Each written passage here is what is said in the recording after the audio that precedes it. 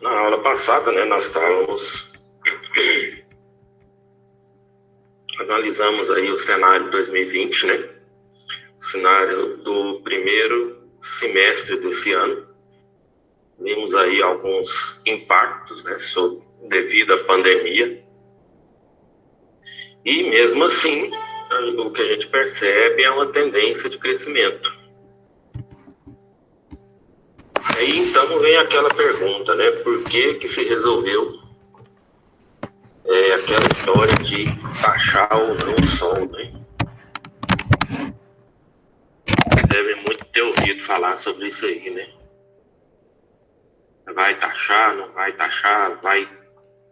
Existem vários cenários, várias possibilidades. É justo, não é justo, enfim. Aí são outros 500, né? Mas o que dizia a consulta pública 25 de 2019 da ANEEL? O presidente Jair Bolsonaro, então, ele decidiu bater de frente com a ANEEL, né? Porque a ANEEL tinha a obrigação, né, na verdade, não era nem um desejo, eles tinham a obrigação de atualizar a 687. E dentro dessa atualização estava aí a possível, não diria taxação, tá? Aquela taxação do sol, ela foi mais um marketing, né, para poder chamar a atenção. Então eu diria que a ideia inicial é que era necessário uma atualização, já estava prevista essa atualização, porém, devido à grande adesão, né, que a gente vem tendo do sistema on-grid, as concessionárias começaram a ficar meio receosas. Não, desse jeito nós não vamos conseguir manter. Então nós vamos ter que tirar uma parte aí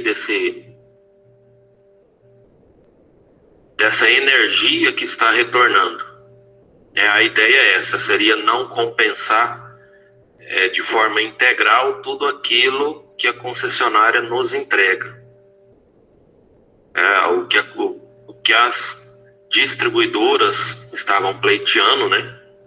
E ainda estão, conseguir que seja restituído, que seja compensado apenas a tarifa de energia.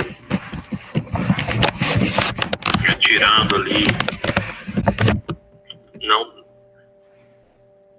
onde a distribuidora não vai compensar os créditos com ICMS, os créditos referente a o que eles chamam de fio A e fio B, né, referente ao uso do sistema de transmissão e uso do sistema de distribuição, e sim apenas aquela parcela que corresponde à tarifa de energia. Então esse era o principal ponto, esse era o objetivo, fazer com que essa compensação ela desse uma reduzida. Não, eu te entrego X, mas na hora de você me entregar, você só vai receber X, 0,5X, meio de X, né? Então, para eu te vender, eu te vendo por X. Mas para você entregar para mim e eu compensar para você depois, aí a gente vai... É só a metade do X.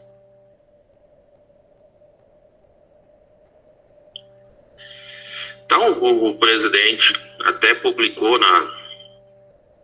nas publicações oficiais aí do presidente, né, via Twitter, ele colocou lá que já tinha conversado com os presidentes da Câmara, né, e do Senado sobre essa taxação, né, sobre essa proposta.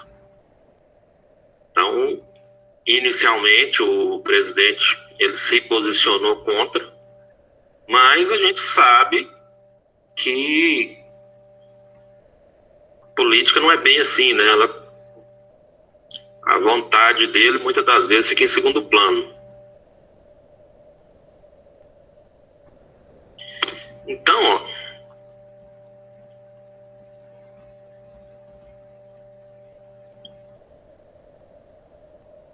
já existem, né, tramitando aí no Senado e na Câmara alguns projetos de lei. Tem um projeto de lei 73, que estava aguardando aí o despacho do presidente da Câmara para apreciação do deputado Perpétuo, da deputada, né, Perpétua Almeida, que dispunha sobre os incentivos às unidades de mini e micro geração de energia elétrica e fontes fotovoltaicas. Tem um outro projeto que também estava aguardando despacho, projeto de lei 121, do pastor Eurico, que proíbe a incidência de tributos sobre a produção de energia solar fotovoltaica para consumo próprio. Então tem alguns projetos, né, existem aí alguns projetos de lei tramitando, e a gente tem que aguardar, ver o que vai se resolver, né? É muito provável que a gente vai ter incidência de alguma coisa. Não sei se apenas do ICMS, apenas a parte de tributação, se vai haver a incidência do fio A, do fio B, dos gastos aí referente à geração, à distribuição e à transmissão, mas que vai ter algum tipo de mudança, isso aí já está quase que certo, junto ao pessoal aí que já atua no mercado. Inclusive algumas aí das associações, né, a AB Solar e várias outras que atuam aí no sistema fotovoltaico. Inclusive eles já se posicionaram, né, na própria consulta pública da ANEEL. Essa consulta, se vocês quiserem analisar, né, o parecer de cada um, o que cada um colocou ali na consulta pública, né, você tem lá a opinião de todos que participaram, tá? Das associações, dos representantes, de fabricantes, né, e a maioria, né, não vou te falar que assim, alguém foi 100% contra. Não, tem gente ali, a boa parte ali falou, olha, talvez incidir um ou outro, né? Tem alguns que sugeriram, falaram, não, como foi permitida a instalação e o sistema tem uma garantia de 25 anos, recomenda-se que espere esses 25 anos para poder, então, ter algum tipo de incidência. Então, isso também, assim, tem muita opinião, muito palpite, muitas possibilidades a incidir 50% durante tanto tempo, tantos por cento durante tanto tempo, depois de um tempo incide outro valor e por aí vai. Então, tem de tudo. Se a gente analisar, depois eu sugiro que vocês entrem lá no site da ANEEL, né, coloquem lá consulta pública 25/2019 da ANEEL, que vocês vão ver lá todos os pareceres lá, todas as opiniões, né, o que o pessoal andou falando a respeito dessa possível taxação ou não. A pergunta que se faz isso vai impactar, né? Às vezes. Tem estudos aí que o pessoal tem feito, na pior das hipóteses, né? Deduzindo aí todas as possibilidades possíveis, tem uma possibilidade aí de dobra do payback. Ele dobra o tempo. ainda assim, muitos estudiosos dizem, não, ainda assim compensa, ainda assim é viável. E a gente viu pelos gráficos de ontem aí, da média, né, de payback, eu diria que para os níveis residencial e comercial, eu diria que realmente ele vai aumentar aí para uns 8 anos e meio, em torno de 8 anos o retorno residencial, mas em torno de uns 6 a 7 anos o retorno do comercial. Ainda seria viável? Sim.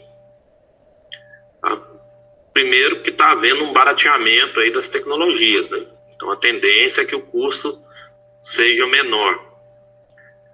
Mas é lógico que ninguém quer que isso aconteça.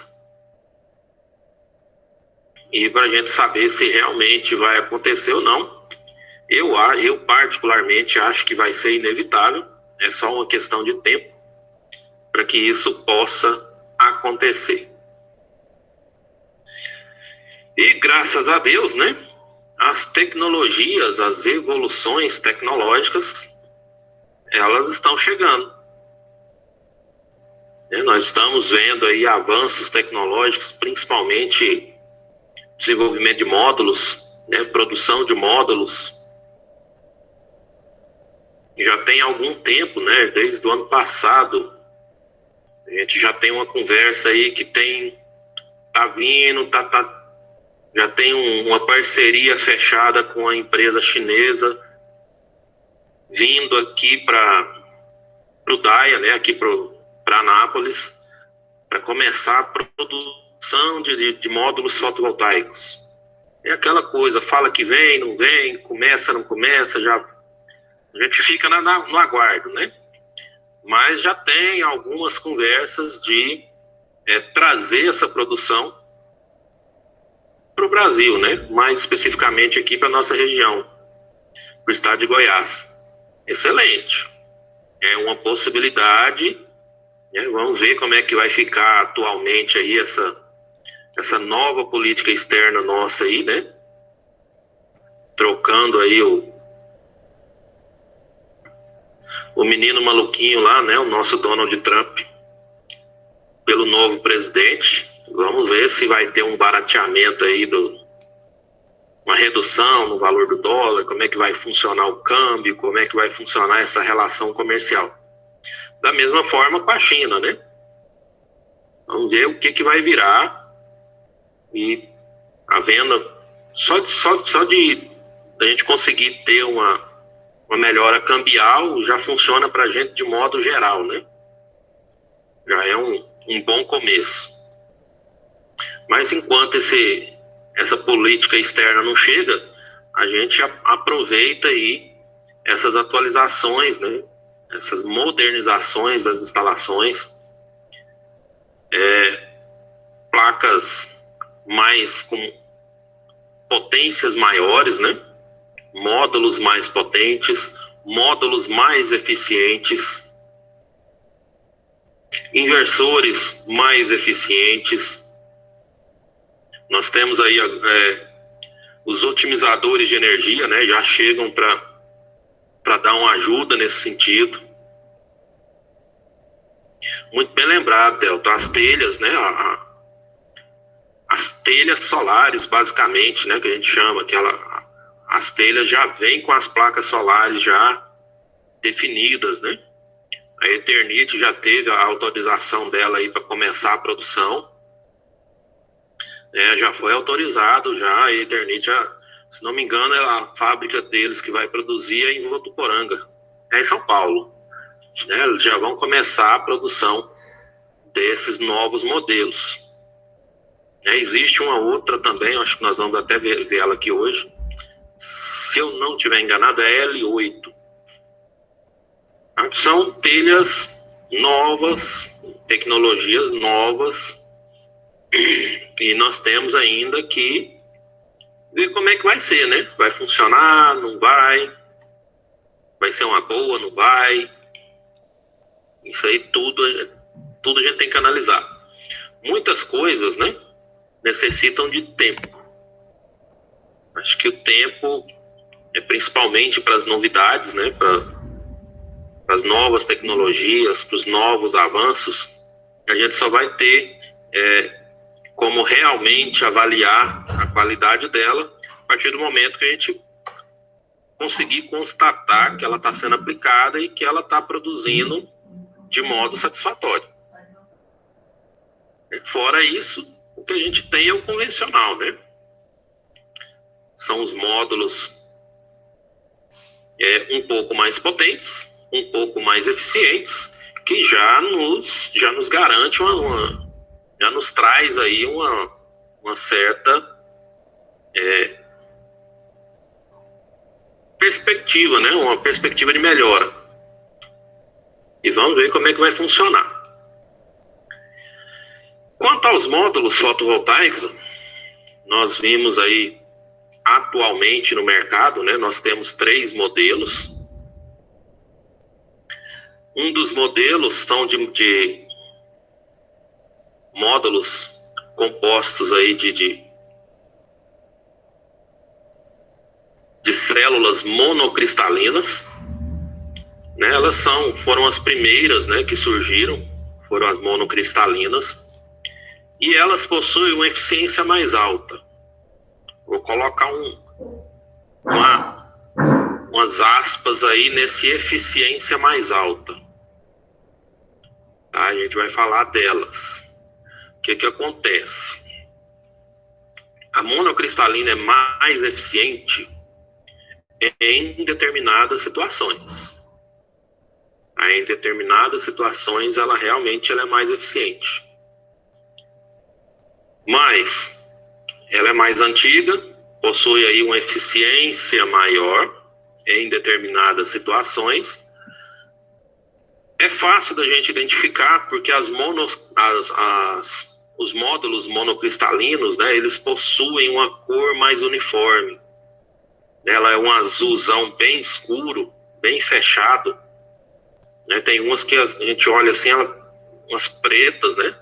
E outras um azulzão bem fechado mesmo, mas bem uniforme. Né? O que caracteriza a alta pureza daquele material. Outra facilidade que nos permite identificar é que normalmente os cantos das células, elas são meio arredondadas. Aí o porquê disso? Devido ao modo de produção dela.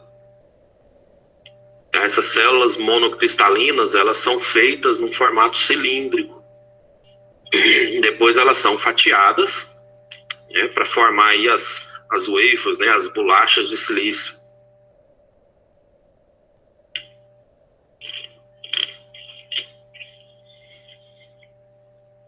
E depois elas são recortadas, mas ela fica ainda aparentando aqueles cantos arredondados, né? Ela tem uma eficiência de 15% a 22%, né, que é a eficiência de conversão da luz na energia elétrica. A gente vai ver aqui que as policristalinas estão bem próximas, né? E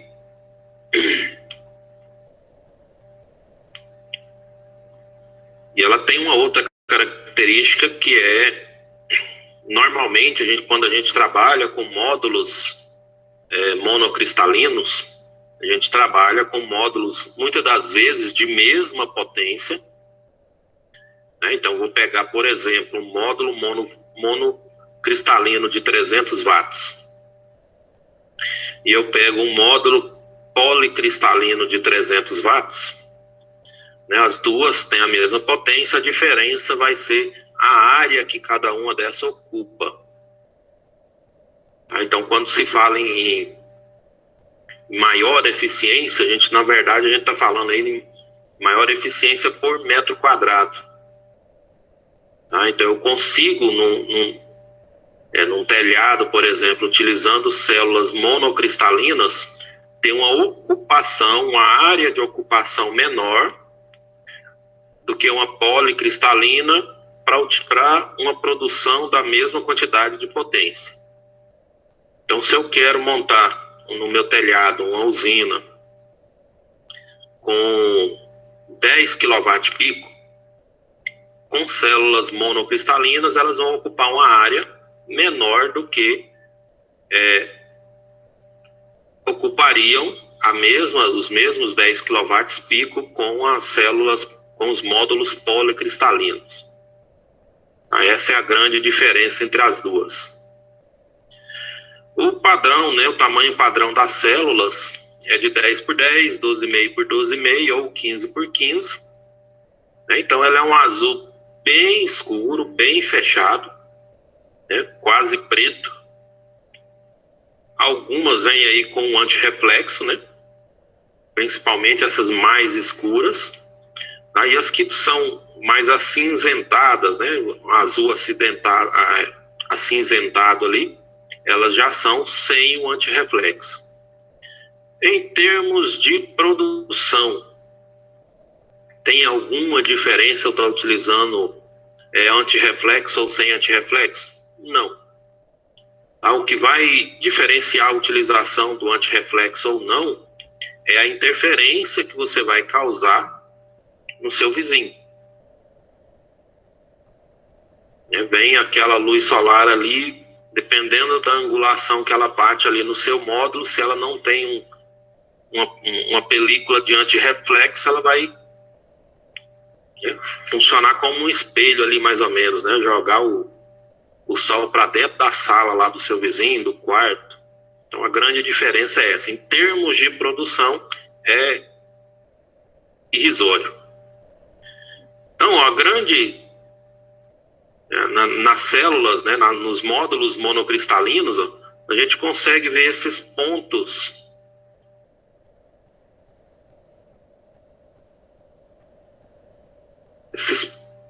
entre as células, né, esses pontos de união. Por que isso? Exatamente pelo formato em que ela é produzida. Por ela ser produzida num formato cilíndrico, né? Então ela é feita no modo cilíndrico, depois eles fatiam ela, e aí eles têm que tentar chegar próximo aqui. Eu poderia até cortar mais, mas aí você vai estar desperdiçando muito material. Então, de modo a economizar material, eles resolveram deixar as laterais, né, retas, mas os cantos arredondados, né, para não ter um grande desperdício de material. Então, por isso que ele vai apresentar esses pontos, né, entre as células.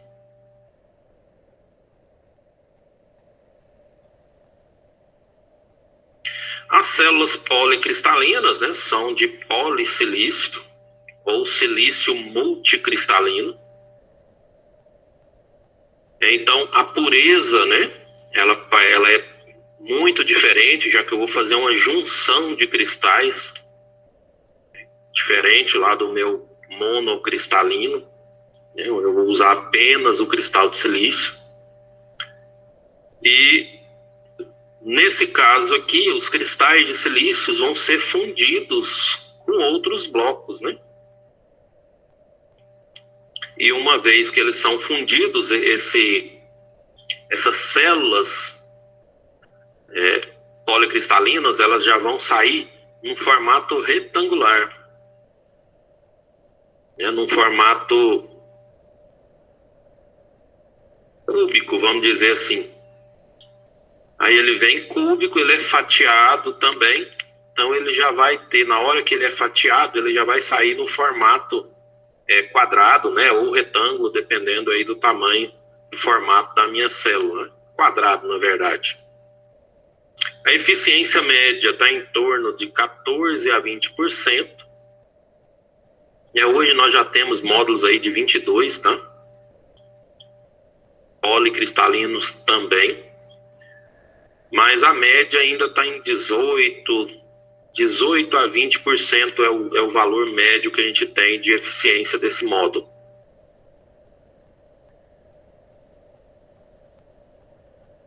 Ele é fatiado da mesma forma que o outro, nos mesmos tamanhos. Tá? Então são células de 10 por 10, 12,5 por 12,5 ou 15 por 15.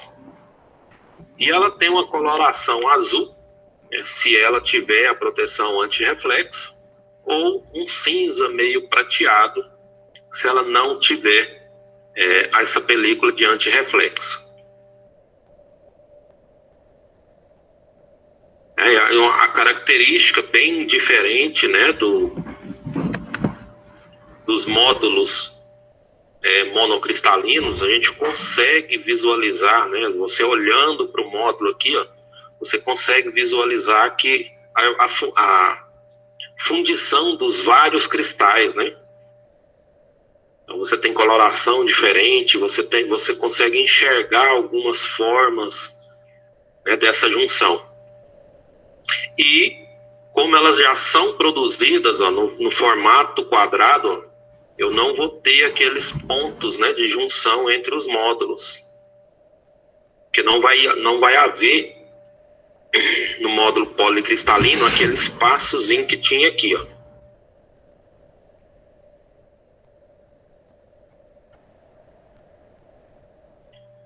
E uma tecnologia que está se desenvolvendo aí, né? Vamos ver até que ponto ela vai evoluir. Evoluiu muito, tá? Teve uma evolução grande aí nos últimos anos, que é a utilização de filme fino.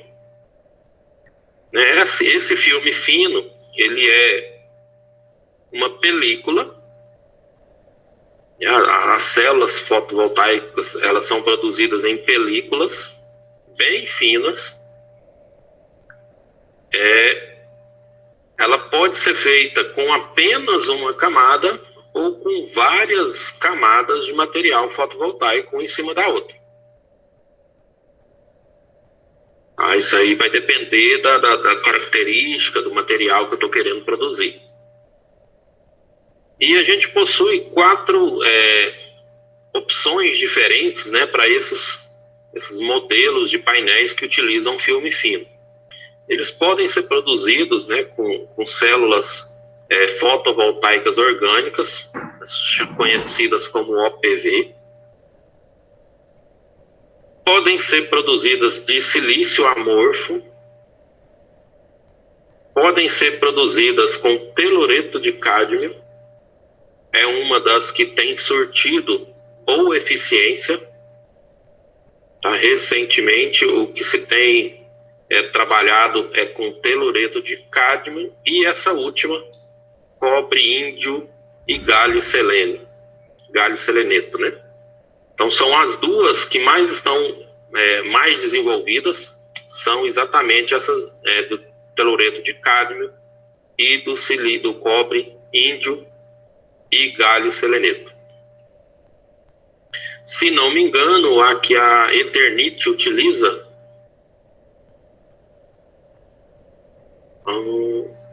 agora eu fiquei na dúvida, tá? Mas é uma dessas duas aqui. Eu acho que é telureto de cádmio, não tenho certeza.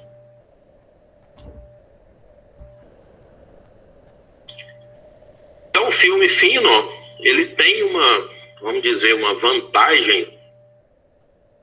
Primeiro, né, que ela é produzida como se fosse um filme, né, uma bobina, né, de película, né, em determinado comprimento, de modo inteiriço. E a grande vantagem, né, é que eu não preciso montá-la em módulos extremamente rígidos. Eu posso montar em módulos flexíveis, né, aproveitando aí o próprio caimento de um telhado, por exemplo.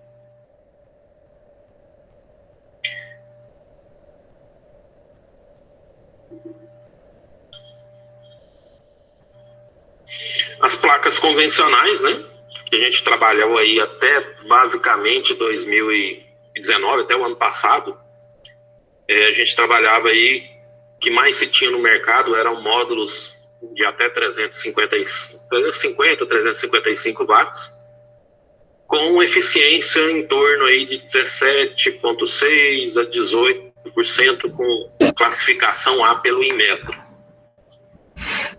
Como, por exemplo, esses módulos fotovoltaicos da Canadian Solar.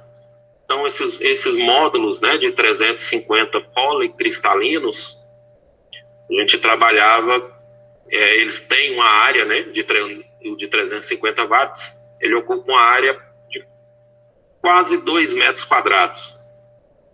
A do módulo monocristalino, também de 350 watts, ela ocupa mais ou menos 1,70 m, 1,65 a 1,7 metros quadrados. A mesma potência, né? Então, a diferença, grande diferença, em termos dos módulos utilizados, vai estar no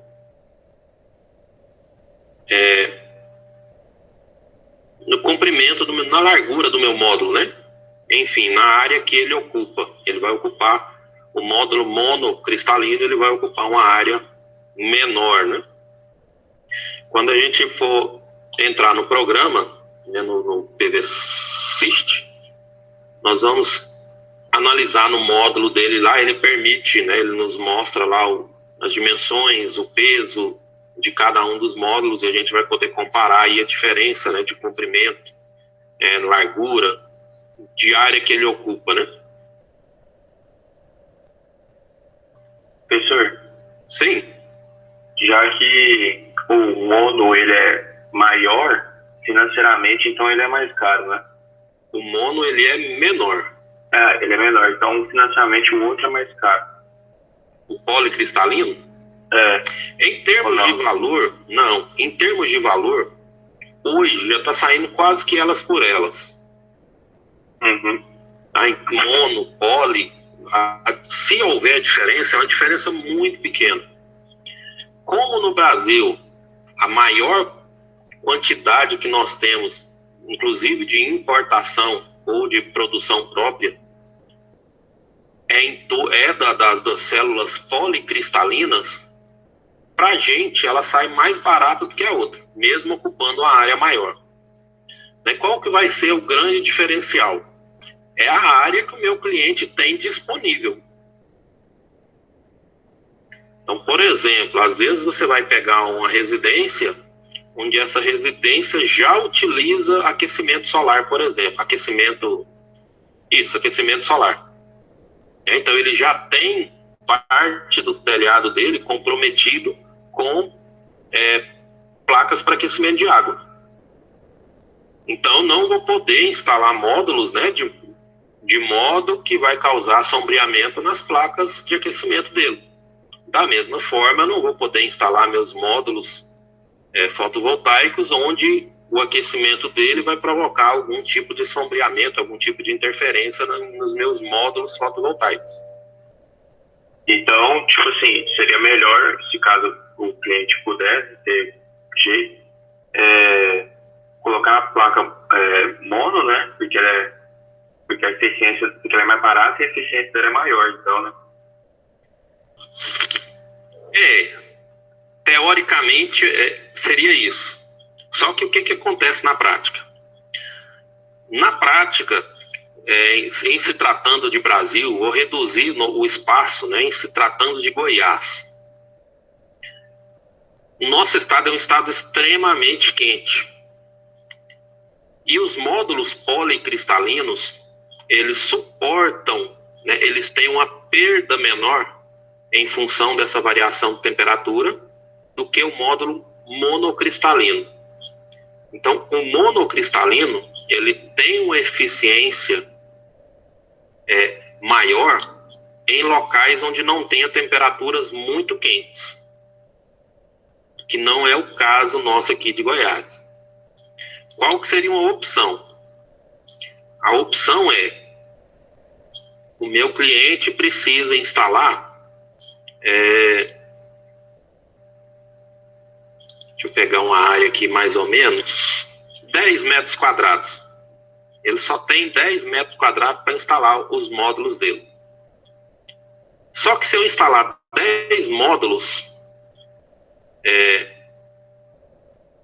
policristalinos, ou se eu instalar naqueles 10 metros quadrados com módulos policristalinos, eu vou ter que instalar um módulo a menos. E se eu cobrir a mesma área com módulos monocristalinos, eu vou conseguir, então, um módulo a mais ou 2 módulos a mais do que o policristalino. Essa é a diferença. Então, no final, para cobrir a mesma área, eu consigo instalar uma potência maior de módulo monocristalino do que de policristalino. O que eu tenho que analisar? Bom, será que vai ter muita influência de perdas nesse módulo mono em função da temperatura nossa aqui de operação? E se não tiver, excelente. A eficiência, no caso do módulo, a gente viu aí, né, que a eficiência gira em torno de 18 a 20% dos dois, tá? Do módulo mono, do módulo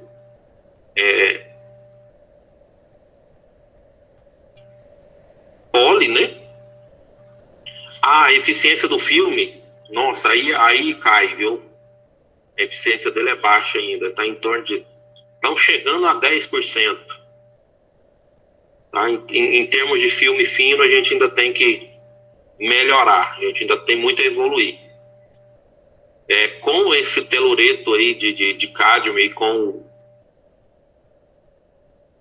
o selênio, deixa eu até pegar o cobre índio e galho seleneto, aí a gente já consegue uma produtividade, né, uma eficiência um pouquinho maior, que está aí, se eu não me engano, o último filme fino agora, ele está na faixa de 12%, 11% a 12%, mas ainda tem que melhorar muito, tá? Tem muita evolução ainda, que a gente tem que ver se vai realmente funcionar.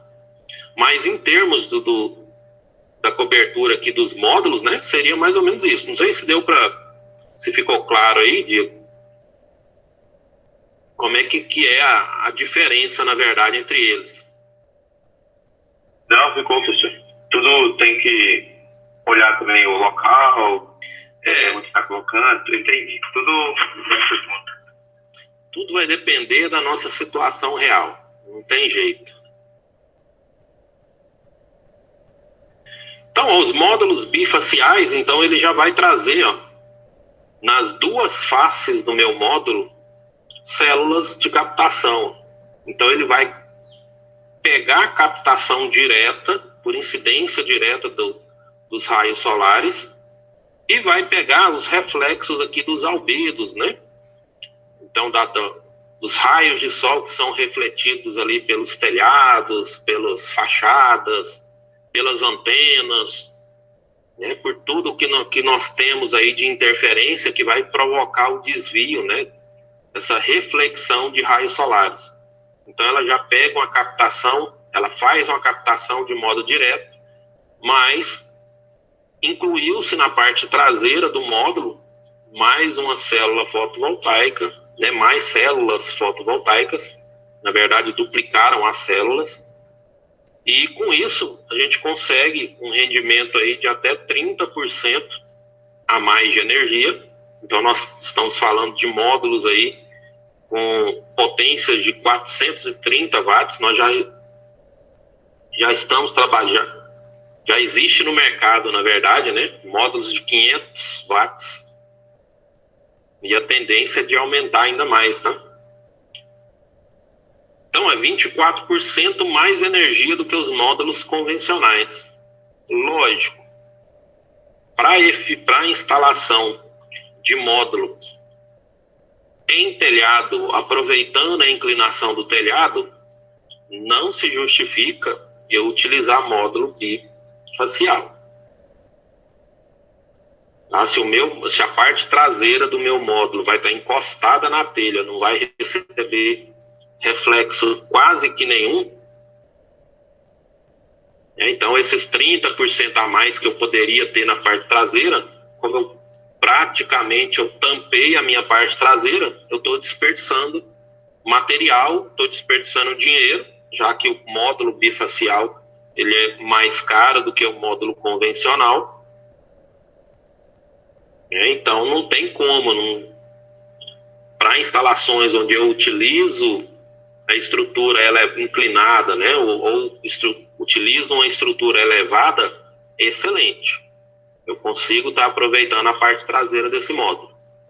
No telhado, faceado ao telhado, não se justifica. É melhor eu trabalhar com potências menores, com módulos mais baratos, né, do que eu instalar um módulo de 430. Né? Eu não vou conseguir garantir para o meu cliente que ele vai ter essa produção de 430.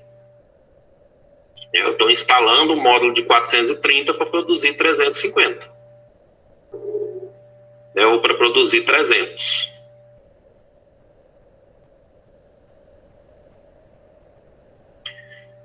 Eficiência aí desses módulos PERC, né? O que significa o PERC, né? É emissor passivado na célula traseira. Então, reduzindo, o que é meu módulo PERC? É o meu módulo bifacial.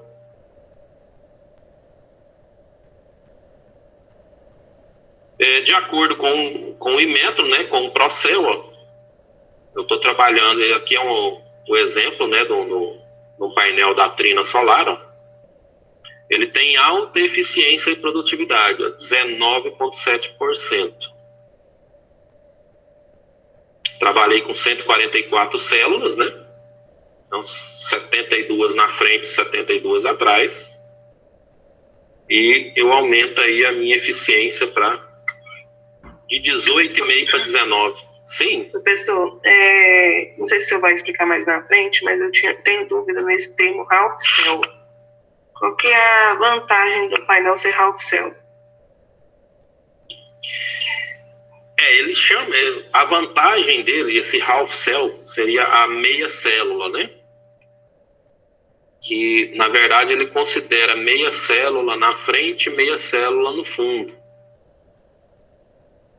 Então, a vantagem de você trabalhar com esse modelo é igual eu falei, só se em locais aí, né, vamos dizer, de modo geral, né, onde seria viável? Em fazendas solares ou usinas de solo. É o mais eficiente. Porque quando eu vou fazer as usinas, né, as fazendas solares, aí, as instalações em solo, eu vou estar colocando fileiras de módulos, né? Uhum. E eu tenho, inclusive, o reflexo da luz solar do módulo de trás no módulo da frente. Então, eu consigo ter um aproveitamento melhor dessa half cell, né? Dessa célula traseira, na verdade, principalmente nesse tipo de instalação. Outros modelos, você só vai ter reflexões aí de alguns telhados, de algumas antenas, né? Se tiver um direcionamento que vai ter aí um reflexo na parte traseira do seu módulo. Diferente de eu trabalhar ele... Então só é half cell se for bifacial? Isso. Os módulos monofaciais, né, ou de apenas uma face, a gente não trabalha com eles half cell. Tá? Ele é célula única, né? Eu não vou ter célula na parte traseira. Tanto é que normalmente a gente trabalha ele com 72 células. Agora eu fiquei mais na dúvida, porque eu já vendi alguns painéis que eram monofaciais e que tinham esse termo half cell no datasheet. Não eram bifaciais. Ele vem com esse termo half cell? Sim. Eu vou ter que dar uma olhada nele. Depois eu dou uma olhada e eu te falo. Mas o half cell a gente utiliza principalmente para o módulo PERC, exatamente por pegar as células, né, dividir a célula para a parte traseira e para a parte dianteira, né, fazer a conexão da parte traseira com a dianteira. Mas eu dou uma olhada novamente e te falo. Tá bom, então. Aqui a gente tem alguns módulos, né, E desses módulos, o que que os fabricantes nos garantem em termos de eficiência? Então, a SunPower fala para a gente que os módulos dela trabalham com eficiência de 22,2, a Panasonic 21,6, a LG 21,1, alguns 19. A gente pode ver que os mais vendidos, né, os mais comercializados, nem aqui estão, né? Que eles trabalham, né, no caso dos módulos Poly, a gente vai falar aí em eficiências na faixa de 18%.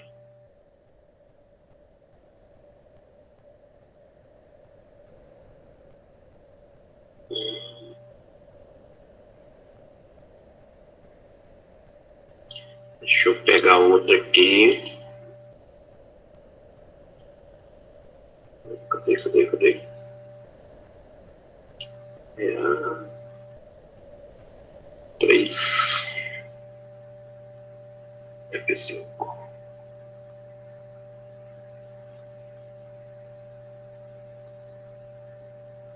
Apresentação. Não tem apresentação. Cadê você?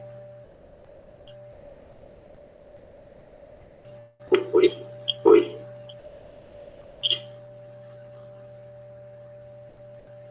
Bom, vamos falar um pouco sobre as normas, sobre resolução.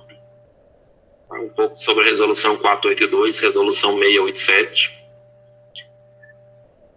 A 687, ela é uma atualização, né, da resolução 482. Então, a primeira resolução normativa, né, que permitiu aí a compensação de energia foi a resolução 482 de 2012. E a resolução 687, ela veio então atualizar e mudar algumas referências, né, que nós tínhamos aqui da 482. Então, a primeira coisa que a resolução mudou foi a definição da microgeração e da mini geração. A resolução 482 tratava de microgeração, as centrais geradoras, né, as usinas com potência instalada menor ou igual a 100 kW, e a resolução 687 corrigiu então para 75 kW, né?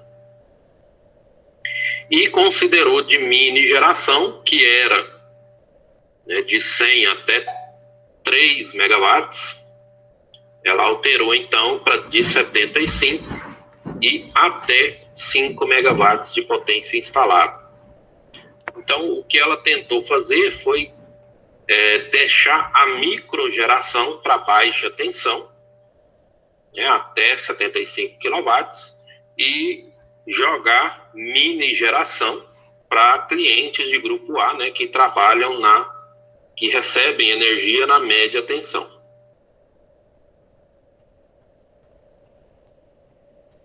Outra diferença que a resolução 687 trouxe foi novas possibilidades de se fazer essa ligação. Uma dessas possibilidades é o empreendimento com múltiplas unidades consumidoras, também conhecido aí como condomínio solar, né? Vocês já devem ter ouvido falar nesse termo.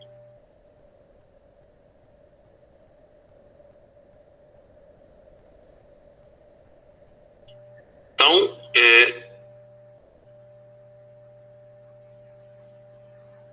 ela é caracterizada pela utilização da energia elétrica de modo independente, onde cada fração de uso individualizado constitui uma unidade consumidora.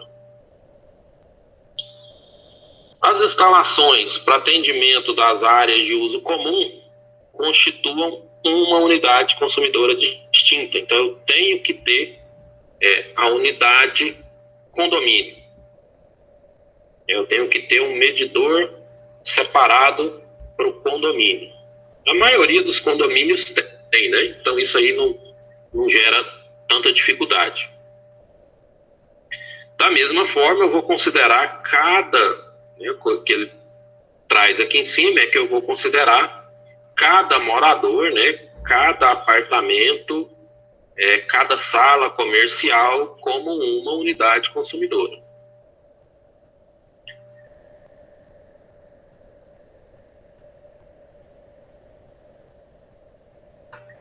As instalações, né, do uso comum vai ter a sua unidade consumidora de responsabilidade do condomínio, administração ou proprietário do empreendimento, com a microgeração ou mini geração distribuída.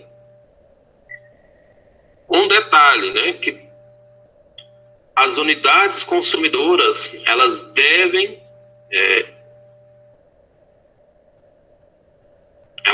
estar a usina, na verdade, ela deve ser montada na mesma localidade onde estão as propriedades, né, do condomínio, ou em propriedades contíguas. Né? O que significa isso? Vamos supor que eu tenho prédio, né, e o condomínio lá resolve comprar o lote do lado para, sei lá, que seja para estacionamento. Então, esse lote que é vizinho, né, tá do lado ali do condomínio, ele pode ser utilizado para montar a minha usina, né? Eu posso colocar a minha usina nesse local, nessa propriedade contígua. De outro modo, né, eu tenho condomínio, só que não tinha lote disponível ali do lado, nem atrás ali do prédio. Então, o condomínio resolveu comprar o lote da frente. Esse já não pode ser utilizado para instalação, porque vai estar separado por uma via pública. Tá? Então, se não tiver essa separação, se ela tiver colada ali, do lado ali do meu prédio, sem nenhuma rua entre eles, eu posso utilizar essa área do condomínio para montar a minha usina e fazer a compensação para os condôminos, né, para o pessoal ali do condomínio. A geração compartilhada, né, ela é caracterizada aí pela reunião de consumidores dentro da mesma área de concessão, né, então eu tenho que estar ali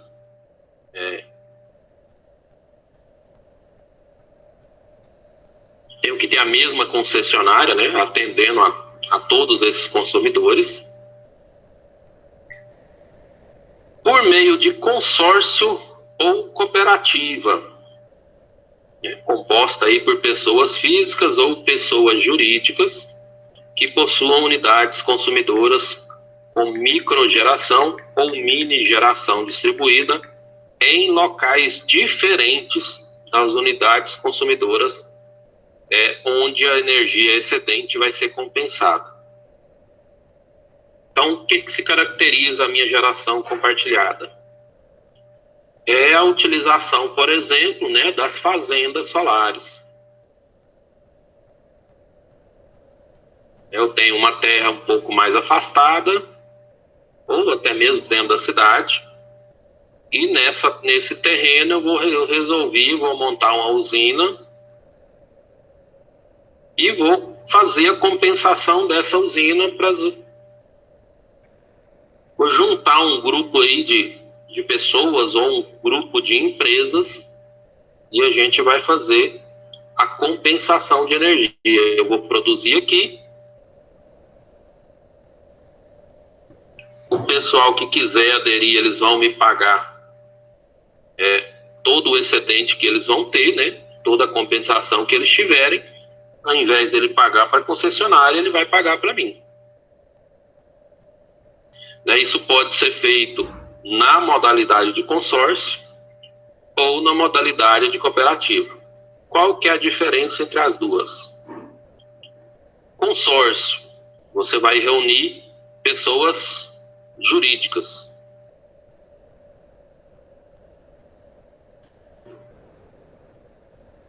E a outra modalidade, você vai reunir pessoas físicas. Essa é a grande diferença do consórcio para a cooperativa. Um outro detalhe, né? O meu consórcio. Como o meu consórcio ele é feito para pessoas jurídicas, eu preciso reunir pelo menos 2 pessoas jurídicas, né? Então tem que ser de 2 a mais, porque senão não tem nem condição de formar, né, um consórcio. Aí eu vou estar um cliente único, né? Um cliente.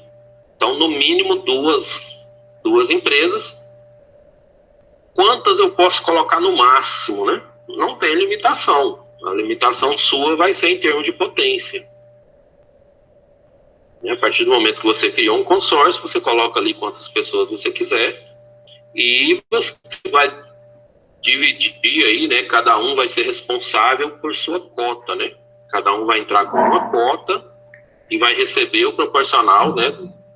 Receber em termos de compensação, né? O proporcional à cota que ele está aderindo ali. A cooperativa, ela já tem um critério um pouco diferente. Porque, da mesma forma, para eu montar a cooperativa, eu vou precisar de pessoas físicas. Com uma diferença. Eu preciso de, no mínimo, 20 pessoas.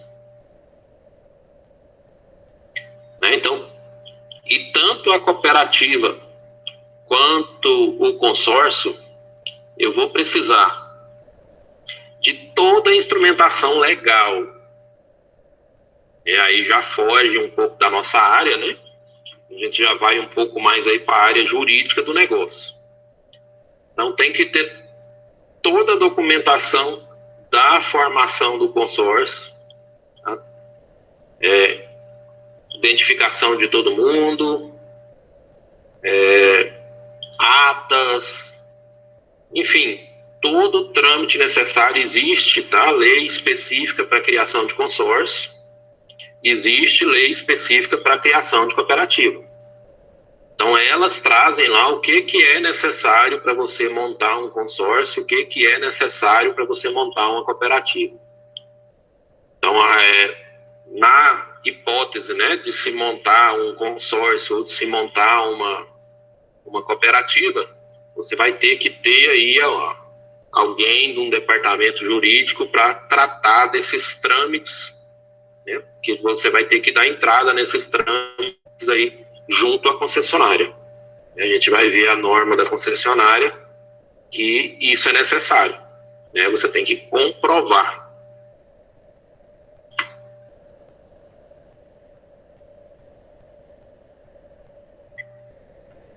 Autoconsumo remoto.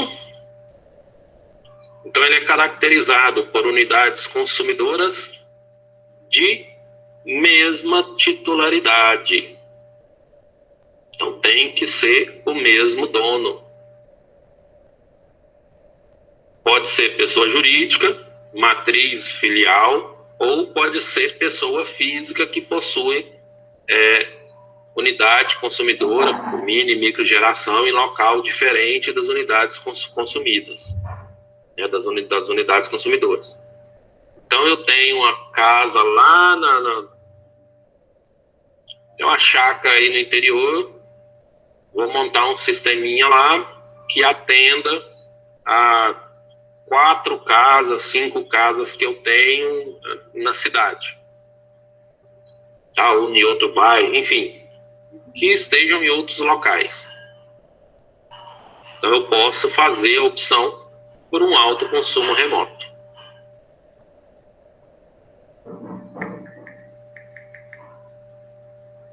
A 687, ela ainda fala o seguinte, que é vedada a divisão de central geradora em unidades de menor porte para se enquadrar dentro do limite da micro ou mini geração distribuída. devendo a distribuidora identificar esses casos, solicitar a readequação da instalação e, caso não atendido, negar a adesão ao sistema de compensação de energia elétrica.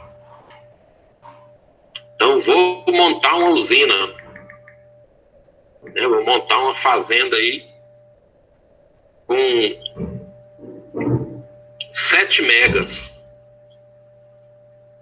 Só que se eu montar uma de 7 megas, não vai dar certo. Porque a geração é distribuída, né? Eu só vou poder fazer compensação até 5 megawatts. Então eu vou dividir, vou montar 2, vou montar 3. Veja bem, isso é vedado. É aquela coisa, né? Que a gente vê muitas das vezes, né? Que se utiliza de locais diferentes para se fazer isso. Tá? Mas lembrando que a resolução fala que ele pode, inclusive, negar a adesão ao sistema de compensação de energia.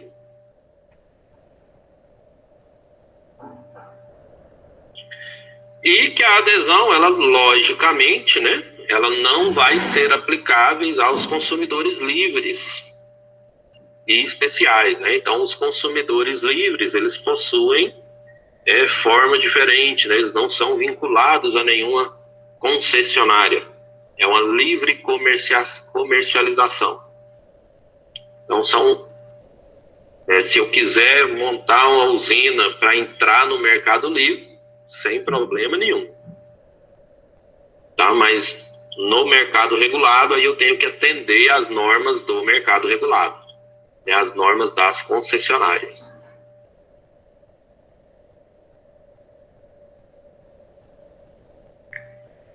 Para unidades consumidoras atendidas em tensão primária, com equipamentos de medição instalados no secundário, deve ser deduzida as perdas por transformação de energia injetada por essa unidade consumidora. Então, se eu for instalar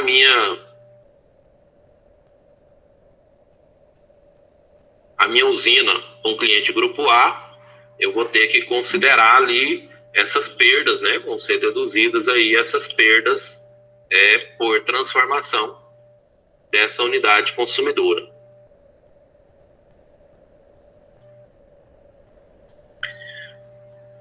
Isso, se ela for faturada, né?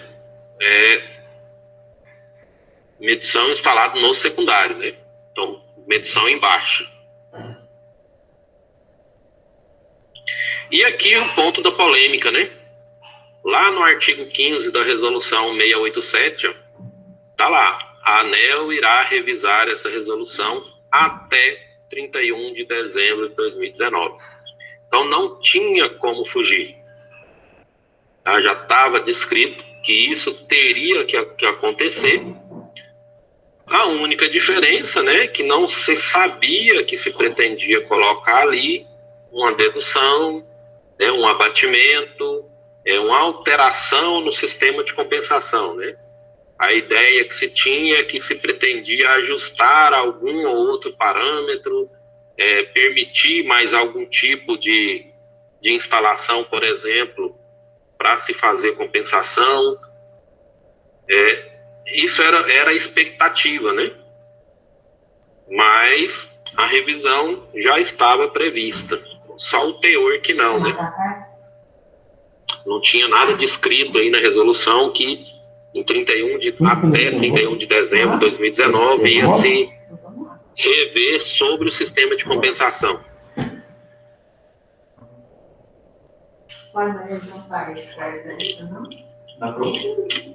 Isso daí, na verdade, pegou todo mundo de surpresa. Tá? Não tinha ninguém que estava esperando por ter que ter uma compensação menor, ter uma redução no que seria compensado, né? Até mesmo porque a maioria dos novos, né? Vou colocar assim, 2015 foram 4 anos, né? de resolução. Então, não deu nem o prazo, né, a maioria do pessoal que instalou, né, que fizeram instalação a partir dessa nova resolução, ó, muitas das vezes, com certeza nós temos muitos aí que nem chegaram a atingir o payback. Então você fez um contrato onde haveria ali um tempo de retorno de 4, 5, 6 anos, 6 anos e meio, 6 anos e 2, por exemplo. E se houvesse, então, alteração a partir da 2020 agora, o payback dele iria alterar, né? Então tinha muita coisa em jogo, tinha muita coisa ainda em andamento que precisava ser melhor discutido, né? Como que seria tratado, como que seria... principalmente vias jurídicas, né? Como é que seria juridicamente tratado isso daí. Tudo isso precisaria ser analisado. Então ainda tem muita discussão e vai ter muita discussão ainda. Eu não sei nem se discussão, tá? Mas eu acho que vai ter muita chiadeira. Né? Muita choradeira ainda vai ter. Porque na hora que eles decidirem também, eles vão decidir de cima para baixo, né? A gente não vai nem ter muito o que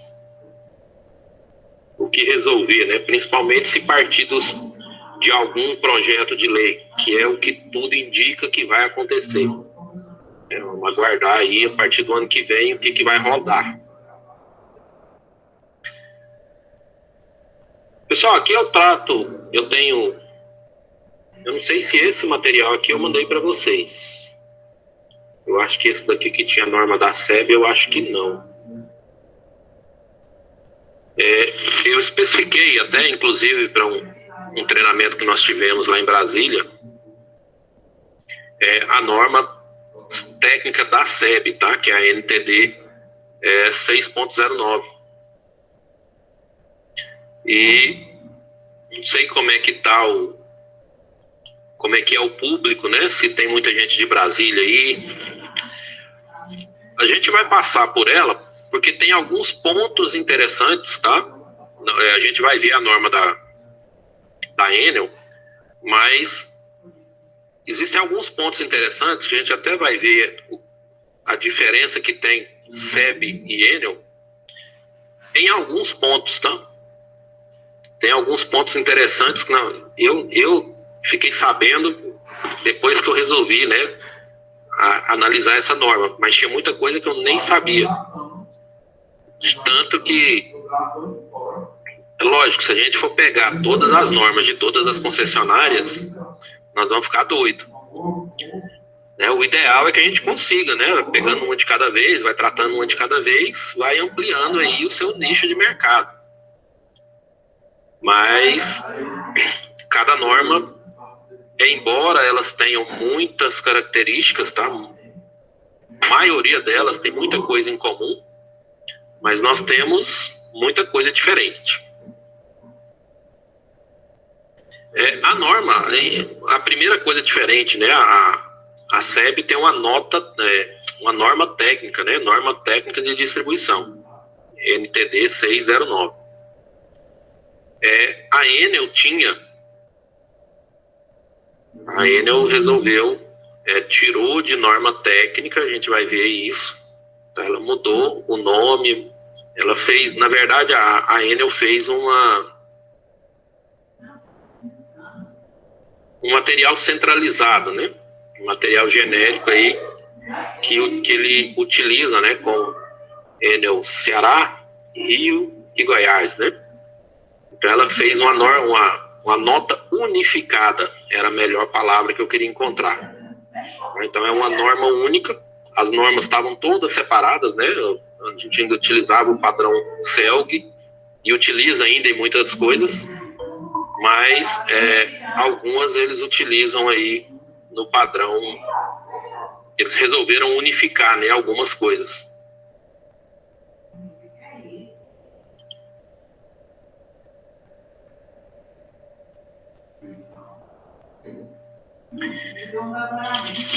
Então, a solicitação de acesso deverá ser feita por meio de formulário, tá? Ainda é para todas, inclusive para a Enel, tá? Isso não mudou. Nos casos de necessidade de ART, essa já é diferente, né?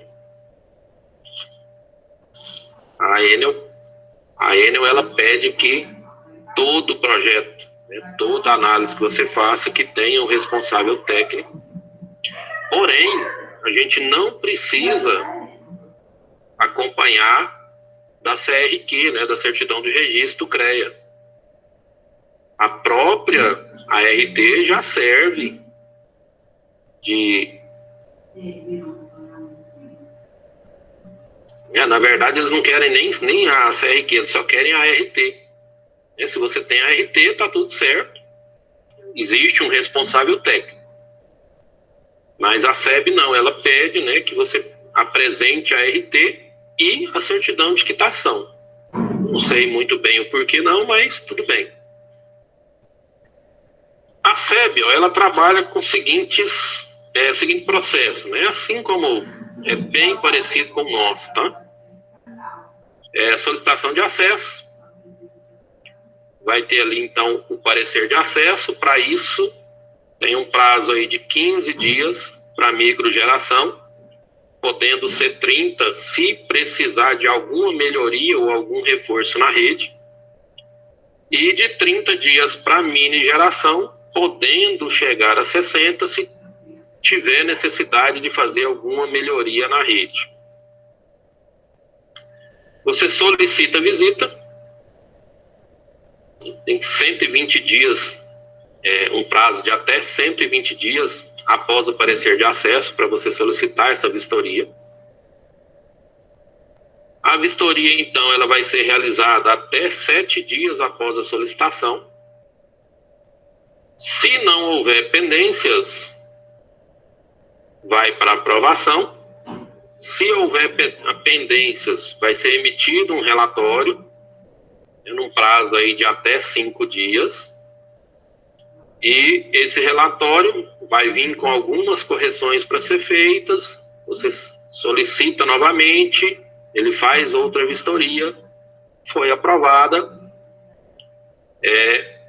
Ela vai, então, para aprovação do ponto de conexão, né? Então, são mais 7 dias que eles têm para te fornecer essa aprovação, depois da aprovação da vistoria. Aprovado, você, então, tem a autorização para a ligação. Então, a gente falando em termos bem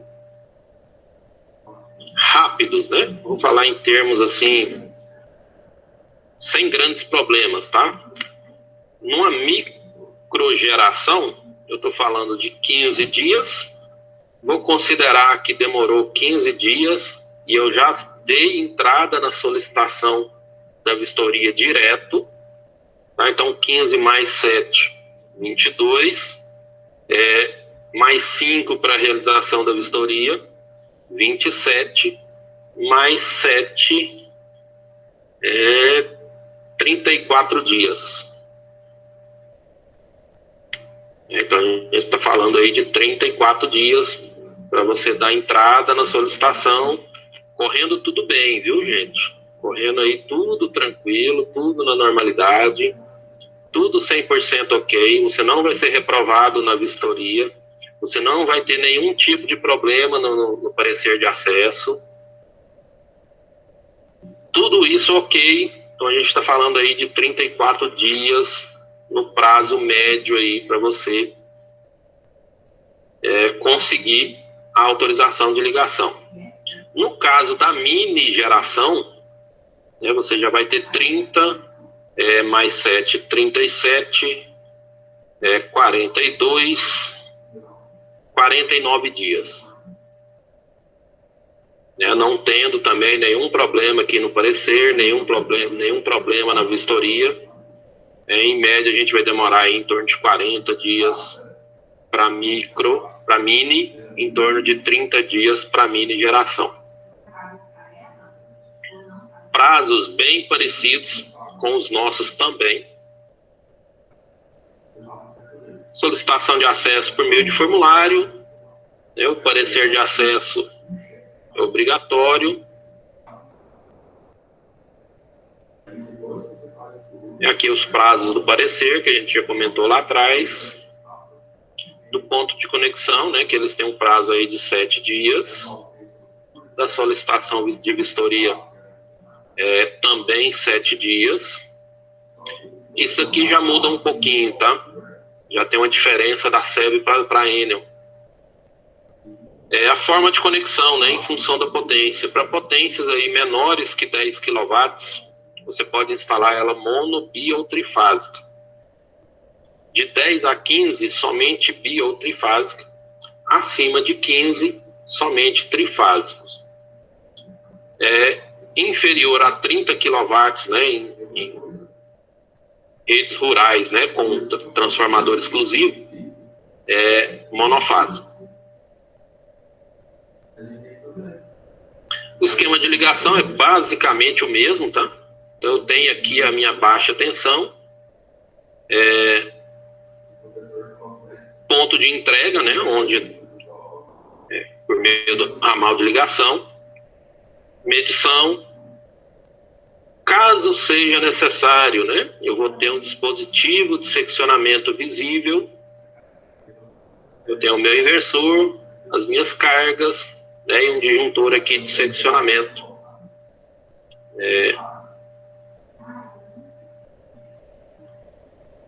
Os inversores devem atender aos requisitos estabelecidos na norma, né, de antilhamento. Então, norma 62116. Somente serão aceitos inversores com certificação do Inmetro. A Enel, ela permite que, se você não tiver o certificado, você pode ter o número, o número do certificado, a Enel aceita. Tá? Diferente da SEB também. Sistema de medição também é um pouquinho diferente. Então, o titular da unidade consumidora pode optar por 2 medidores unidirecionais. Um para medir a energia injetada e o outro para medir a energia consumida. Então, é permitido que você tenha 2 medidores. Né? Lembrando que a gente está falando de Brasília.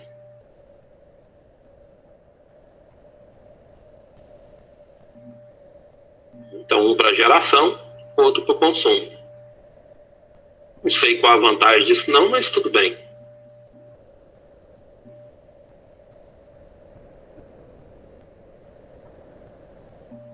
Normas complementares, né?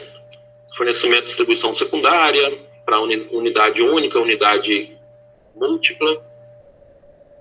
DSV, ele é obrigatório apenas nos casos de geração que não se conectam através de inversores. Isso também é a mesma coisa para a gente aqui. Então, só é necessário a utilização do DSV se não houver inversores.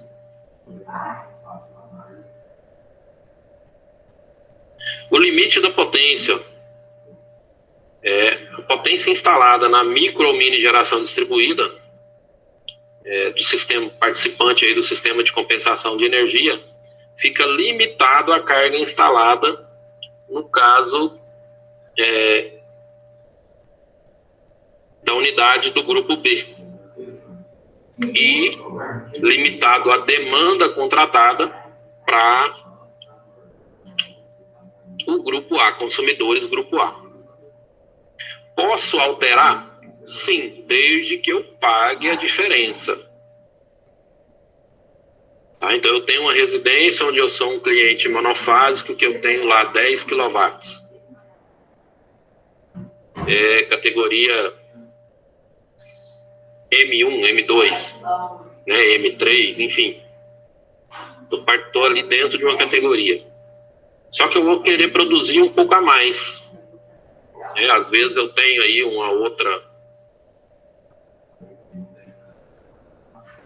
outro imóvel, né? E eu quero fazer a compensação tenho o que normalmente acontece, tá, gente? O cliente instala o módulo, a usina dele, e começa a ter a compensação, né? Muitas das vezes só vem a tarifa mínima, e aí ele entope a casa dele de ar-condicionado. Então ele aumenta o consumo. Então ele já pode considerar, né? Não, eu vou fazer um pouquinho maior, colocar uma usina um pouquinho de sobra aí, porque eu vou, no curto prazo, adquirir mais equipamentos que vai aumentar esse consumo para ter uma compensação melhor. Isso também ainda é feito, tá? Da mesma forma, se eu estou no grupo A. Então, eu tenho que verificar, meu cliente tem um transformador de 75, mas ele tem uma demanda contratada de 30 kVA, que é a demanda mínima, né? Contratada.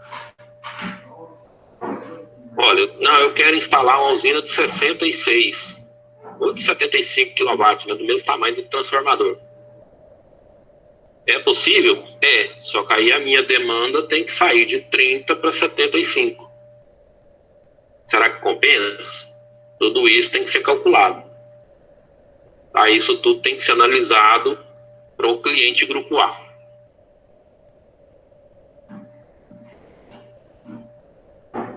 Que é exatamente isso que ele fala, né? Caso eu queira instalar uma potência superior, eu tenho que solicitar o aumento dessa carga.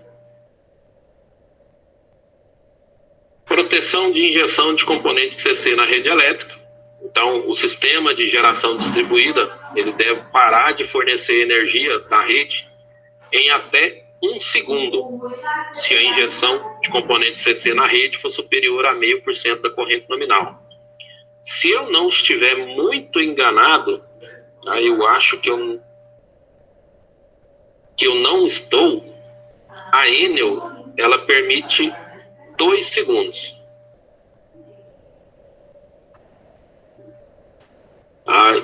Essa uma pequena diferença também, mas existe essa diferença, né? Com relação às distorções harmônicas, basicamente a mesma coisa, tanto para a gente, cliente Enel, quanto cliente SEB. Fator de potência, exatamente a mesma coisa. Tá? Então, o sistema de geração distribuída com potências... Não, acho que vai mudar aqui a potência, tá? A gente vai ver. Mas eu acho que vai mudar essa potência aqui para 6, se eu não me engano. De 3 a 6, não, acho que é isso mesmo. Para SEB, né? Se eu tenho potência instalada inferior a 3, fator de potência unitário, com tolerância para trabalhar na faixa de 0,98, indutivo ou capacitivo. Se eu tiver potência instalada, né, de 3 até 6 kW, fator de potência ajustável de 0,95, capacitivo até indutivo. E se eu tiver potência superior a 6 kW, ajustável de 0,9 indutivo até 0,9 capacitivo. A proteção contra ilhamento deve cessar a energia aí em até 2 segundos, né? Então, a grande diferença, né, do meu sistema conectado, já tive alguns clientes que falam, não, eu vou colocar energia solar aqui, porque no dia que cair energia, né, durante o dia eu não perco, eu continuo tendo energia aqui para utilizar. E aí você tem que explicar para o seu cliente, fala, olha, na verdade você tem um sistema, né, que não permite que você utilize. Então, cessou lá o fornecimento, 2 segundos, vai desarmar. Então, tem gente que quer montar um sistema conectado para usar como emergência. Não funciona bem assim, né? Ainda, aliás, foi uma das expectativas, né? Essa foi uma da expectativa do mercado para a revisão da 687. Não, eles vão permitir o sistema híbrido. Não sei se vocês já ouviram falar do sistema híbrido, né? Então, vou montar um sistema aqui, vou colocar um banco de baterias vão ter já existem, né? Até se você colocar no Google aí, inversor híbrido, você já encontra, né? Onde você pode colocar, montar um banco de capacitores, ó, um banco de baterias para utilizar quando você não tiver a concessionária, né? Ainda não é permitido. A reconexão, né? Uma vez retornando à condição normal da rede, o meu sistema ele pode fazer a reconexão num período mínimo de 180 segundos. Então, meu sistema o meu inversor já faz esse papel, tá? Tanto de ilhamento quanto de reconexão. Então, no prazo aí de 180 segundos, ele vai esperar esses 180 segundos para reconectar na rede novamente, né? E aí vem os formulários, né, da SEB, com a documentação. Tá, esse material aqui, eu vou estar encaminhando, não sei se esse foi encaminhado para vocês, agora eu não me lembro. Se não foi, eu vou estar encaminhando ele para vocês, junto com o de ontem, né? E esse de hoje que a gente vai utilizar agora também. Ô, Roberto. Sim. Deixa eu te perguntar. Alguns slides aí anteriores, você falou da questão que foi instalado, né, do sistema fotovoltaico não pode ultrapassar a carga instalada para cliente de grupo B e a demanda contratada para cliente de grupo A. No caso dos clientes de grupo A, a demanda contratada é fácil de identificar, porque está lá na ponta. E a carga instalada para cliente de grupo B, por exemplo, porque eu estou olhando aqui na minha conta aqui de energia e eu não consigo identificar essa informação de qual a carga instalada da minha unidade consumidora. Você vai identificar ela na categoria. Se ela vai estar escrito P1, P2... Pois seria, no caso, a classificação, porque para mim aqui a única informação que aparece é classificação residencial / trifásico. Seria só isso. Não tem só informação de categoria. Aqui é a SEB. É da SEB? Uai. SEB. Não tem informação aqui na conta. Aqui. Não fala se ela é T1, T2, T3, nada? Não. Estou olhando aqui, estou olhando para ela aqui agora, estou olhando todos os campos aqui.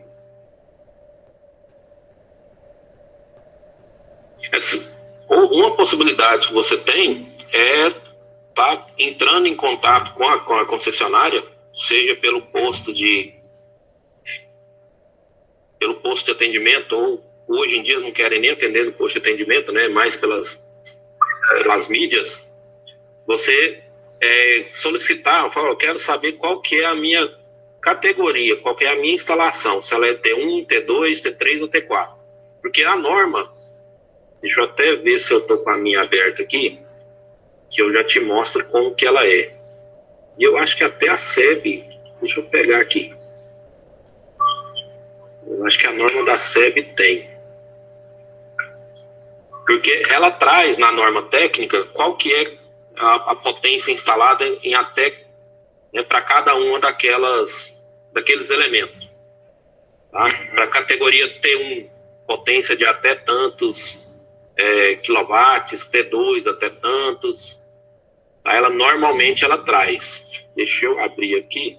NPC 04. Achei. Professor. Sim. Bom dia. Bom dia. Uma das formas que tem de descobrir é multiplicar um distribuidor geral na pessoa fornecida. Aí eles instalam o distribuidor geral para criar a categoria. É verdade. Bem lembrado. Tem essa possibilidade.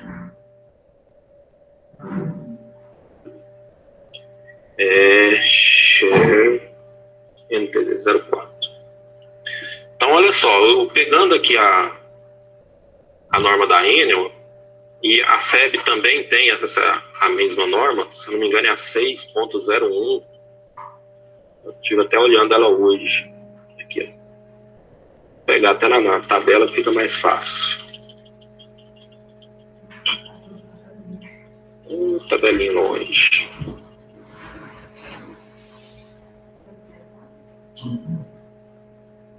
Aqui. Então, olha aqui, ó. Ela traz aqui, ó, a categoria. Vendo? Então, nessa categoria aqui, ele traz a potência que eu tenho, né?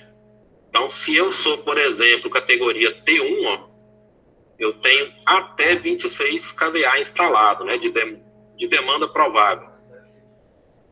Isso, como foi falado aí, né, se eu tenho lá o condutor de entrada e o disjuntor, né?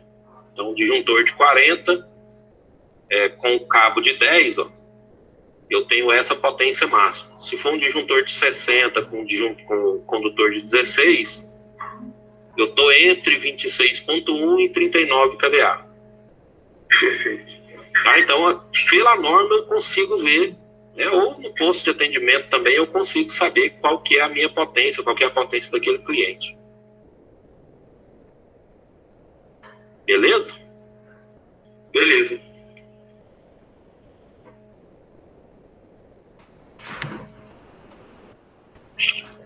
Professor, Sim.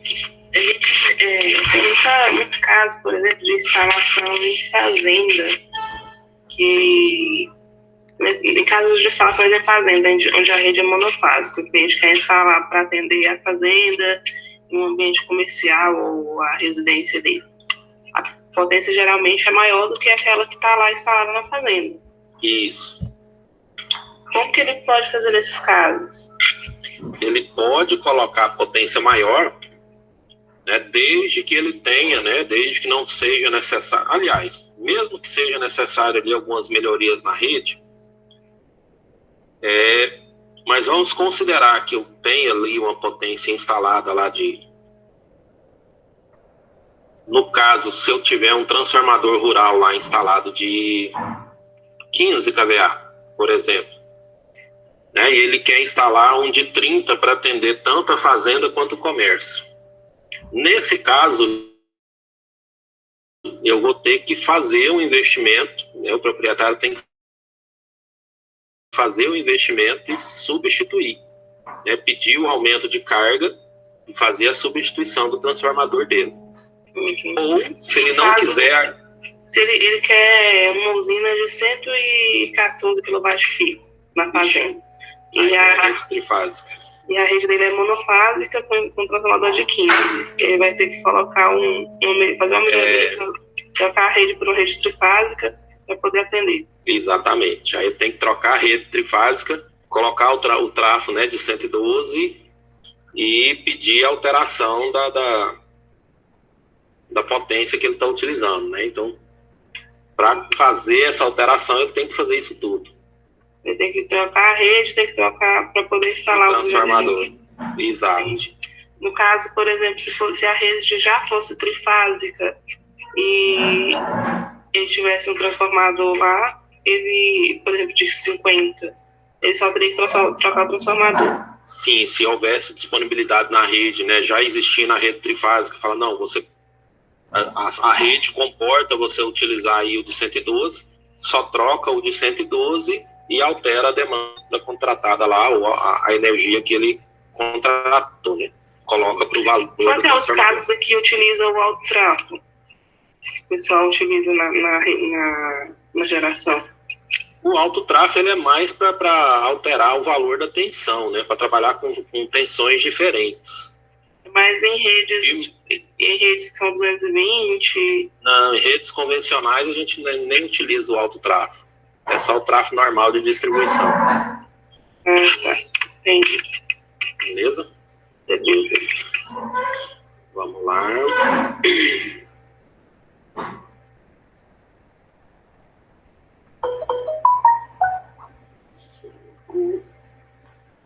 Compartilhar.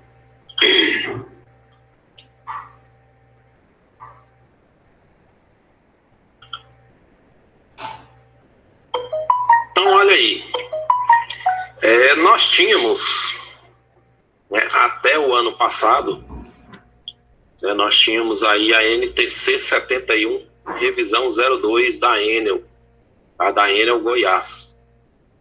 É uma norma CELG ainda, né? Foi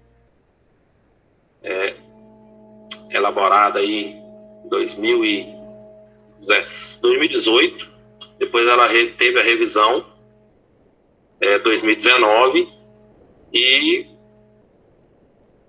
esse ano ela foi substituída, né? Ela foi alterada, né? Alterou para uma especificação técnica.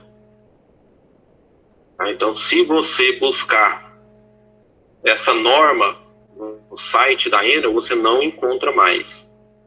Então, você vai ter que ir lá em normas técnicas, normal da concessionária, só que você vai buscar especificações técnicas de conexão. Ela fica bem lá embaixo. E dentro de especificações técnicas de conexão, a primeira norma que aparece lá é essa norma, essa especificação técnica número 122, embora ela tenha a data aqui de 2018, né? Ela começou a vigorar para a gente aqui esse ano, no final do ano passado para esse ano. Ela tem o nome de conexão de micro e mini geração distribuída ao sistema elétrico da Enel Distribuição, Ceará, Goiás e Rio de Janeiro, né? Então é uma norma, é uma especificação técnica unificada para os 3 estados.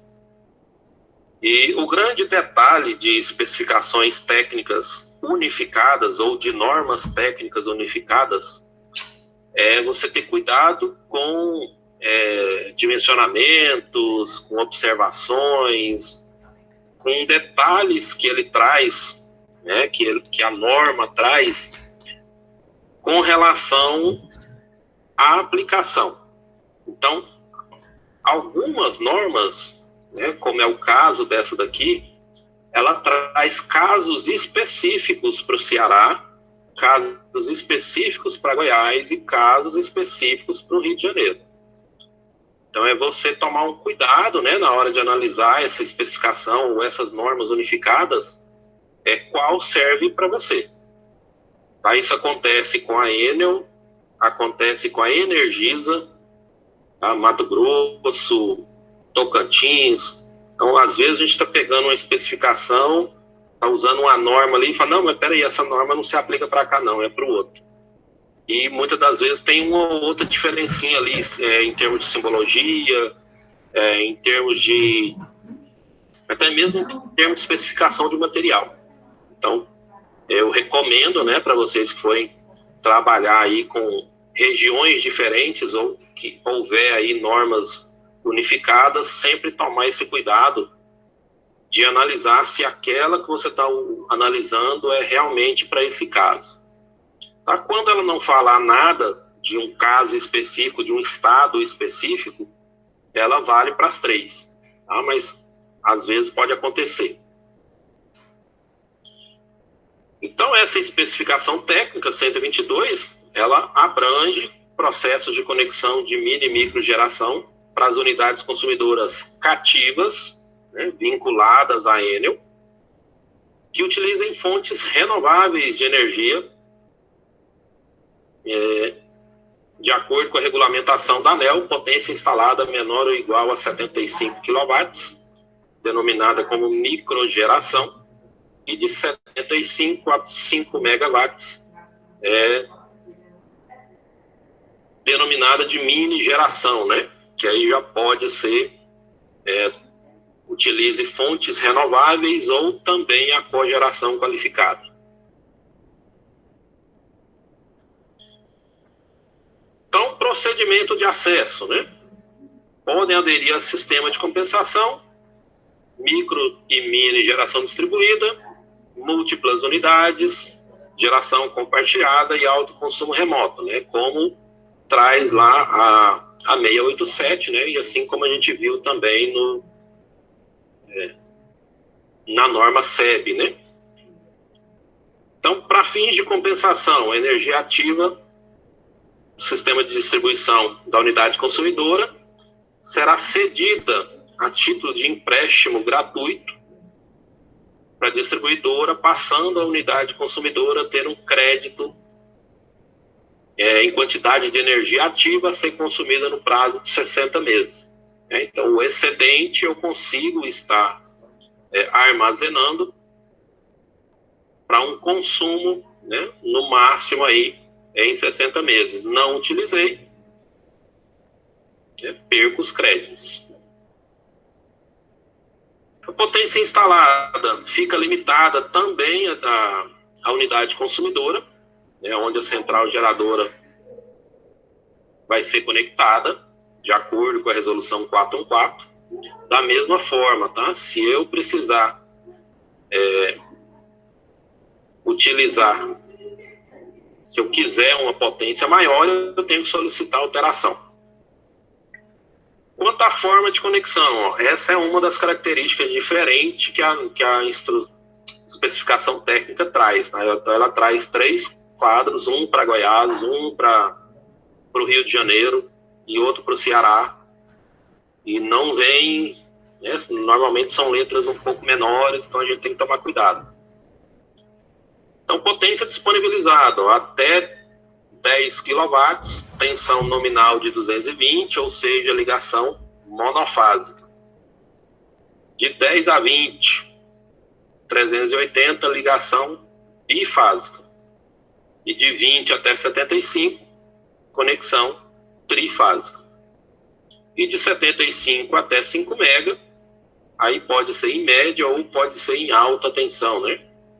13.8, 34,5, 69 ou 138 kV.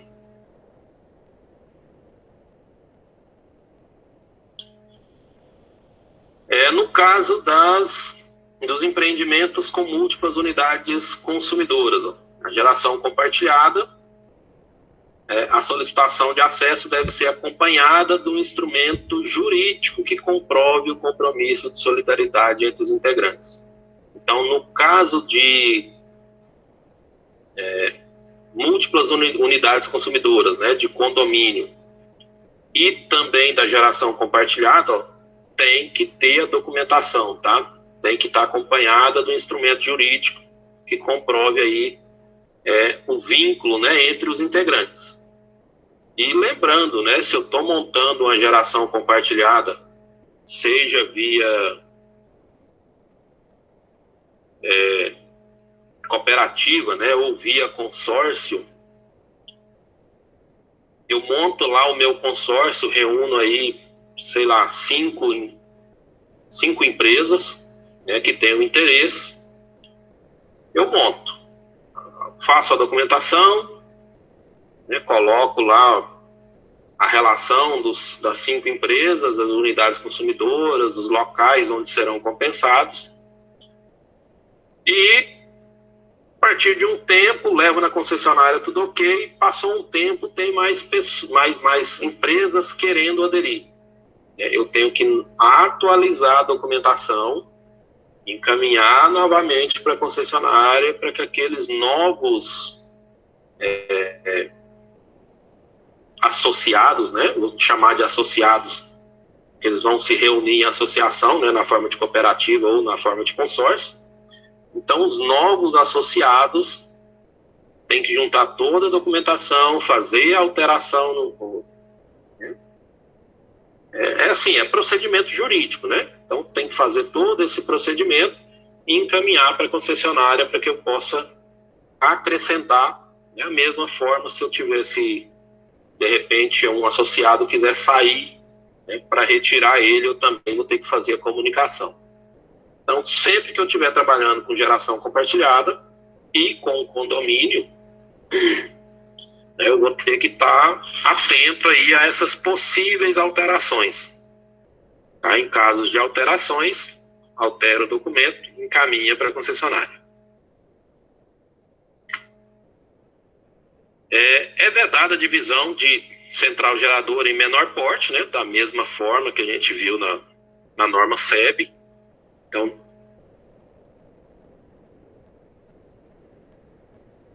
qualquer alteração de potência de geração instalada, ó, precisa ser precedida de novo processo de conexão. Então, eu tinha uma usina, instalei uma usina com módulos de 265 watts. E passou o tempo, danificou alguns módulos, né, e eu vou fazer a substituição desses módulos.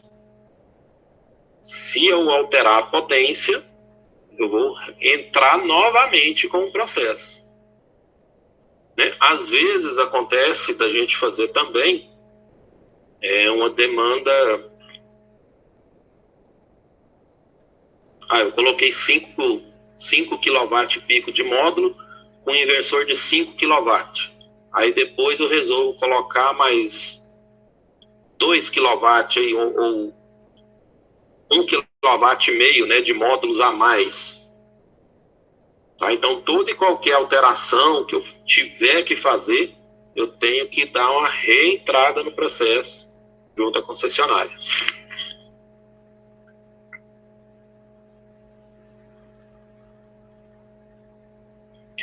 Então, as concessionárias, né, Enel, Ceará, Rio e Goiás,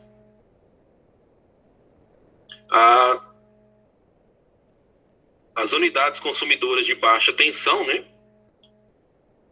elas podem solicitar, né, o acesso em qualquer canal de atendimento.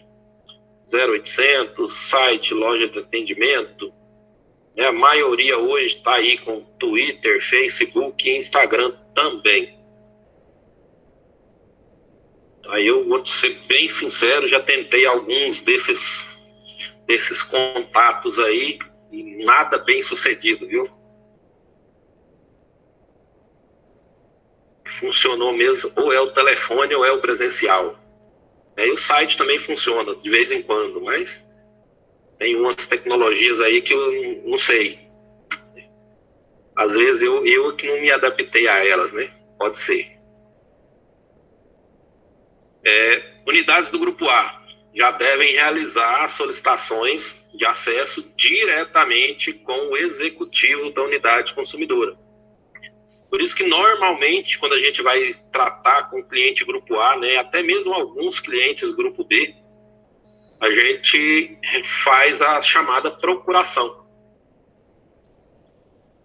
Fica melhor da gente tratar mais rápido para a gente tratar com a concessionária, já que o cliente, né, algumas vezes, ele nem sequer vai estar presente, né, no local.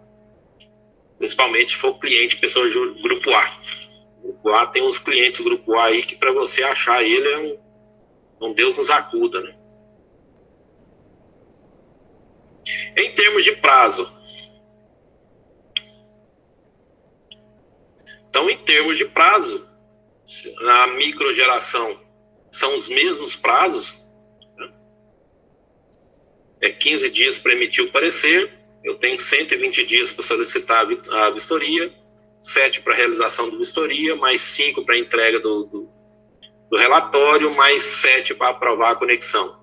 Podendo chegar a 30, se tiver melhoria, ou para mini geração de 30 dias, podendo chegar a 60 se necessitar de melhorias. Então, a média é a mesma, né? Em torno de 30 dias para microgeração, nas melhores condições, em torno de 40 dias para mini gerações, nas melhores condições possíveis, né?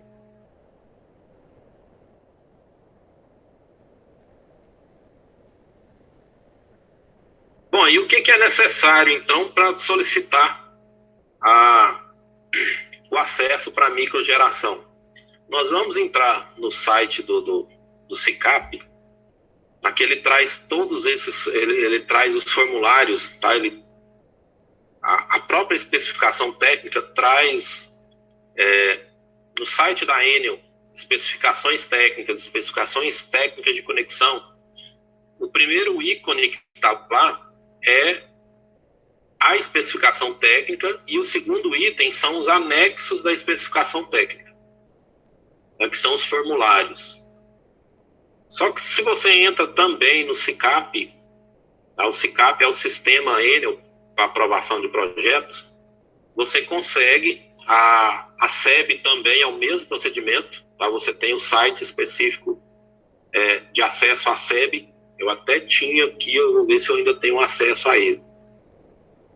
Você entra, você tem lá os formulários, né? Você preenche os formulários, a maioria está em Excel ou Word, preenche os formulários para poder encaminhar, né?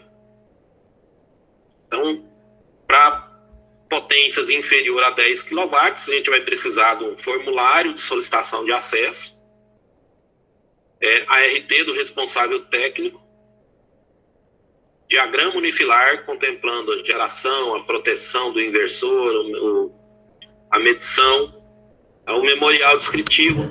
A Enel tem o modelo padrão, tá? Já vem em Excel também, extremamente resumido. Certificado de conformidade do inversor, aqui a diferença, ó, ou número de registro da concessão do Inmetro.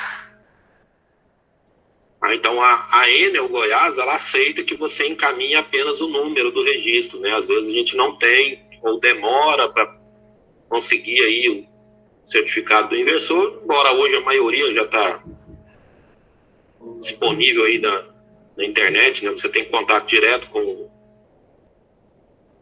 o representante já tem isso pronto, ele te encaminha também facilmente.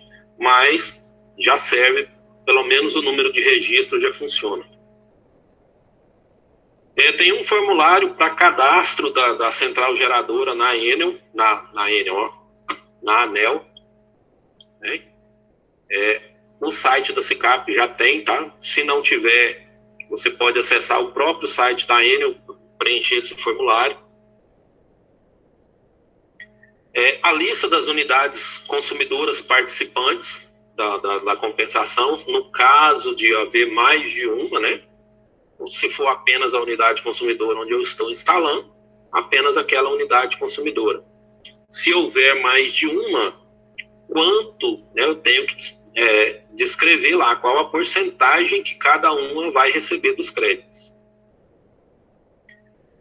Cópia de instrumento jurídico que comprove solidariedade entre os integrantes, né, no caso de condomínio, cooperativa ou consórcio. E se houver cogeração qualificada, né, também, no caso 10 kW pico, é muito difícil a gente ter uma cogeração qualificada, né?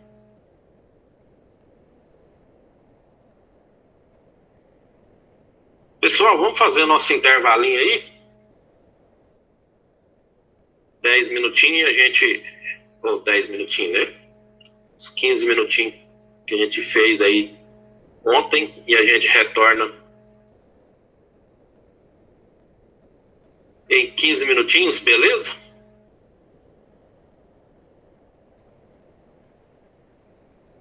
Ok.